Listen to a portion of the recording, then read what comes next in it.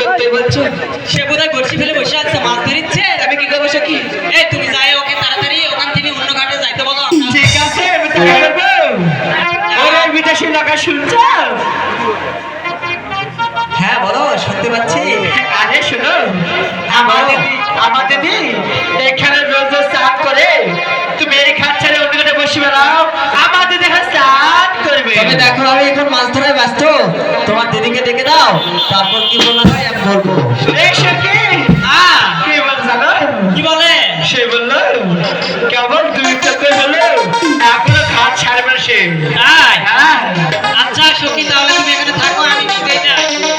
এই তোমার সাথে আমার যাবো কিছু করতে। তাই? হ্যাঁ চলো। আচ্ছা চলো। চলো। লগো বিদেশি, আমাকে ডাকছো? না তোমাকে ডাকছি। তবে বলো, আমাকে কি জন্য ডাকছো? তোমাকে কি জন্য ডাকছি? তুমি কি এই ঘাট ছাড়বে না? তুমি দেখো, আমি এই ঘাটে আগে এসেছি, আমি মাছ ধরবো, তারপর এই ঘাট থেকে অন্য ঘাটে যাবো। তাই? হ্যাঁ তাই। আগে আসলে হবে না। এই ঘাট কে বানাচ্ছে তুমি জানো? কে বানাইছে? এই ঘাট আমার বাবা বানাচ্ছে।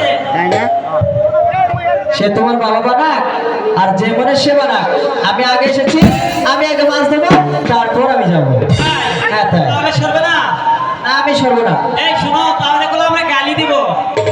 গালি দিবে? হ্যাঁ গালি দিব। তবে দাও তুমি গালি, আমি বসে বসে শুনবো। গান খাওয়া লোক এলেন। হ্যাঁ। গান খাওয়াবে দাও। এই ঘাট ছেড়ে ফেলো, বড়শি হায়রে ও ঘাটের গায়ে। তাই নাকি?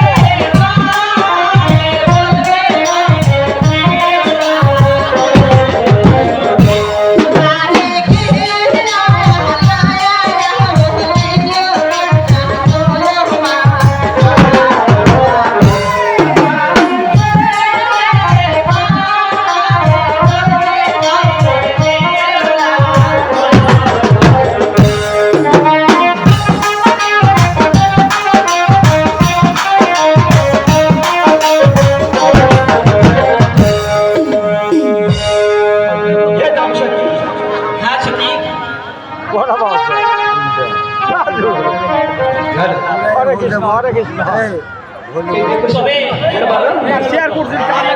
ভেঙেছো?